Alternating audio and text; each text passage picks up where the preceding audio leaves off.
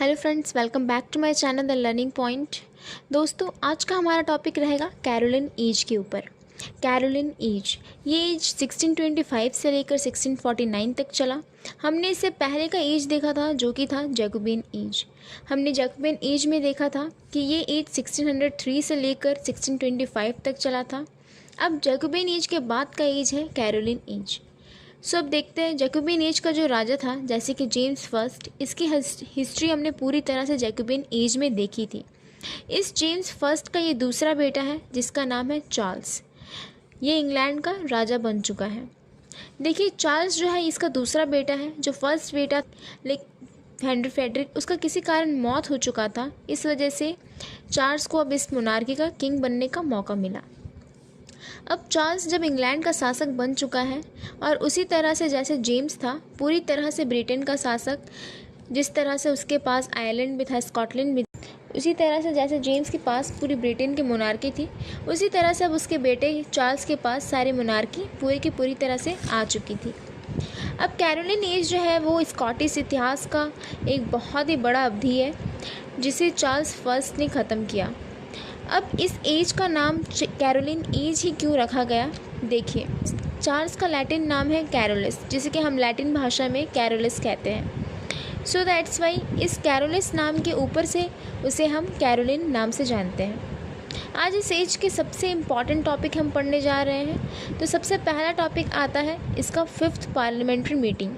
देखिए, इस एज में ना इस किंग की उसकी प्रजा से बिल्कुल नहीं बनी, मतलब इन दोनों में हमेशा से संघर्ष, और उस वजह से पार्लियामेंट्री मीटिंग्स रखाई गई और ये 5 बार हुई। किस तरह से हुई, किस किस डेट में हुई, ये सब कुछ आज हम कवर करेंगे इस वीडियो में। उसके बाद हम देखेंगे कि किंग चार्ल्स के स्पेन से लड़ाई हुई और क्यों हुई, कैसे हुई, ये सब हम इस वीडियो में आज कवर करेंगे। देखिए, हमने इससे पहले जैकोबियन एज में देखा था कि जो जेम्स था वो एक बहुत ही कुशल शासक था, क्योंकि उसने अपने आसपास के सभी राज्यों से अच्छी खासी दोस्ती बना कर रखी थी, क्योंकि वो ताकि वो सेफ़ रहे, अपनी शासक को अच्छे से चला सके, वो सेफ़ रहे। इस वजह से वो अपने आपसी सारे राज्यों से वो अपने अच्छे से तालमेल बना के उन्होंने रखी थी।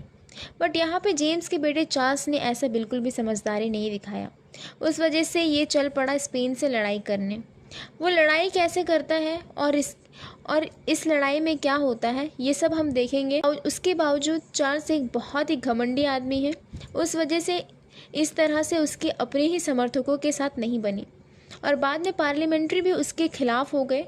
इनफैक्ट पार्लियामेंट्री तो जबकि सपोर्ट कर रही थी, लेकिन किंग चार्ल्स को तो एक तरफ ही रहना था। वो हमेशा अपने आप को सबसे हट के रखना चाहते थे, वो किसी के साथ अपने तालमेल नहीं बनाते थे। उस वजह से क्या होता है, उस एज में सिविल वार हुआ। ये जानना बहुत ज़्यादा ज़रूरी है, ये एक्सट्रीमली बहुत ही इम्पॉर्टेंट टॉपिक है। यहाँ पर सिविल वार इंग्लैंड की मोनार्की में ये पहली बार थी जहाँ पर इंग्लैंड के राजा को ही उसकी प्रजा ने फांसी पर लटका दिया था और फांसी में लटका कर मार दिया। आज इन सभी टॉपिक्स को हम इनमें कवर करेंगे। So let's start the video without wasting any time. So Charles जब इंग्लैंड का राजा बना, यानी कि ग्रेट ब्रिटेन का राजा बना, शासक बना, तब उसकी एज सिर्फ और सिर्फ 12 साल की थी। उसे सही तरह से ओहदा 1625 में मिला और उसी तरह से हम इस एज को 1625 से लेकर 1649 तक पढ़ते हैं।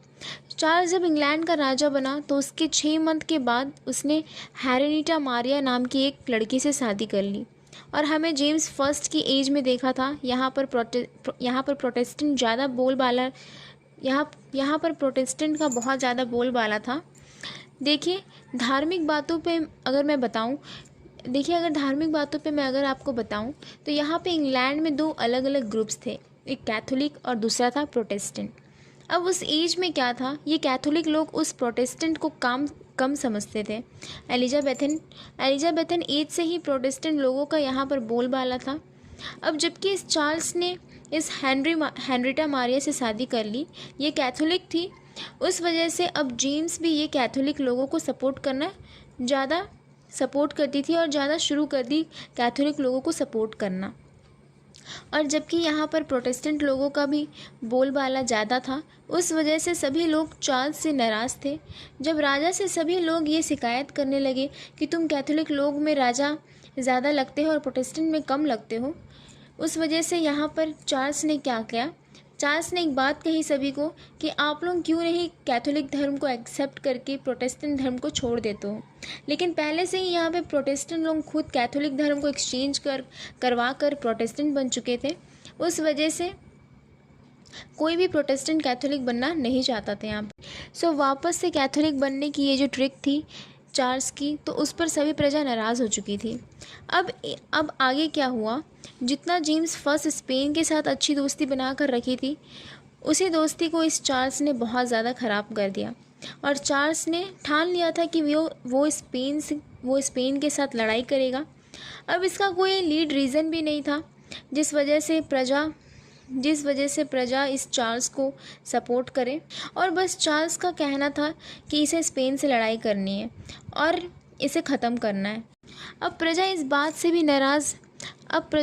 से भी अब नाराज़ हो चुकी थी कि पहले तो वो कैथोलिक वाली बात और अब ये स्पेन की बात कि अब इसे स्पेन से भी लड़ाई करना है, जिस वजह से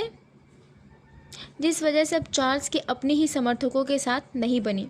फिर यहाँ पर एक नाम आता है, वो है बकिंघम। इसने क्या किया, चार्ल्स को बहुत ज़्यादा सपोर्ट किया इन्होंने, और ये चार्ल्स की कहने पर सब कुछ करता था। कहा जाता है ये चार्ल्स के कहने पर सब कुछ करता था, ऐसा कहा जाता है, और बहुत सारे प्रूफ भी है। लेकिन प्रजा बहुत ज़्यादा नाराज़ हो चुकी थी चार्ल्स का, सो दैट्स वाई चार्ल्स का यहाँ पे साथ देने वाला कोई नहीं था। लेकिन खैर ये राजा थे और ये किसी प्रजा को हुक्म देने की बात इसके हाथ में थी। लेकिन यहाँ पर अब चार्ल्स को पैसे चाहिए थे, तो सारे पैसे यहाँ के पार्लियामेंट्री के पास थी। मैंने आपको पहले ही बताया है कि इंग्लैंड में राजा और पार्लियामेंट्री ये दोनों ही पावरफुल सेशन है। ये एक तरफ राजा होता था जो कि प्रजा को चलाए, और दूसरी तरफ पार्लियामेंट्री होती थी जिनके पास पैसा रहता था। देखिए, हम एलिजाबेथ से पढ़ते आ रहे हैं कि कॉलोनीज़ का एक ग्रुप होता है जो कि बाहर से पैसे लाते हैं, जैसे कि हमारे इंग्लैंड उनके हाथ में था इस वक्त, और उसी तरह से उन्होंने कई सारे कंट्रीज़ को अपने हाथ में लेकर उनकी संपत्ति को इकट्ठा कर इंग्लैंड के पास भेजते थे। उस वजह से अब सब कुछ इस पार्लियामेंट्री के पास थी। तो अब जब इसे स्पेन पर हमला करना था, तो अब तो चार्ल्स को पार्लियामेंट्री के पास जाना ही था, क्योंकि अब उसे तो पैसे चाहिए थे, क्योंकि वो उसकी आर्मी खड़ी कर सकता था, ताकि वो अपनी आर्मी खड़ा कर सकता था। अब जब उसे पैसे चाहिए थे, तब यहाँ पर फर्स्ट पार्लियामेंट्री मीटिंग होती है जो कि हुई 1625 में। देखिए, इस एज में ही वो राजा बना, और इसी एज में सारी बातें एक साल के अंदर ही हो रही है।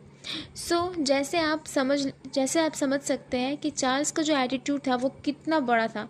1625 में जबकि पहली बार पार्लियामेंट्री मीटिंग भी हुई, और किस लिए, सिर्फ और सिर्फ स्पेन के साथ लड़ाई करनी थी और पैसे चाहिए थे, उस वजह से उन्होंने पार्लियामेंट्री मीटिंग रखवा ली। आगे चल के पार्लियामेंट्री इस बात के लिए बिल्कुल भी राज़ी नहीं थी, और पार्लियामेंट्री ने साफ साफ चार्ल्स को पैसे देने से मना कर दिया।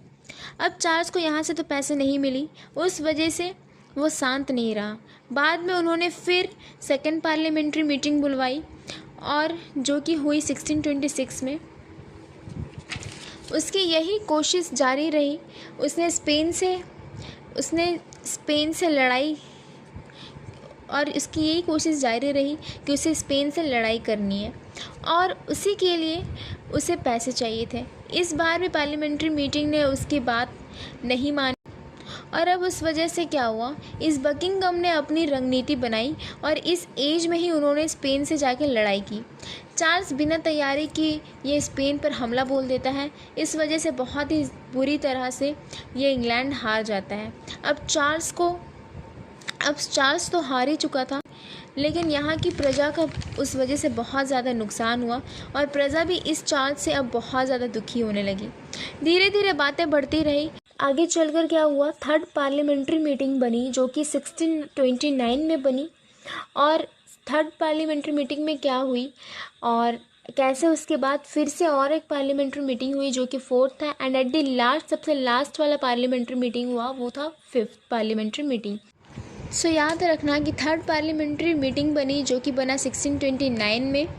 सो इन सभी को आप नोट्स कर ले ताकि एक एक डेट जो है आपको याद रहे। सो 1629 में और इस एज में भी चार्ल्स की कोई बात इस पार्लियामेंट्री ने एक्सेप्ट नहीं की। सो आगे चलकर फिर से 4th पार्लियामेंट्री मीटिंग हुआ और at the last 5th parliamentary meetings बनी। सो दोस्तों आज के लिए बस इतना ही। आज हमने पार्लियामेंट्री मीटिंग्स 3rd तक देखी है, आगे चलकर हम और भी 2 पार्लियामेंट्री, सो नेक्स्ट वीडियो पे हम कवर करेंगे उनका और भी 2 parliamentary meetings. So video useful लगा so please like the video, share it and subscribe it to others and press the bell icon to get every notifications. Thanks for watching.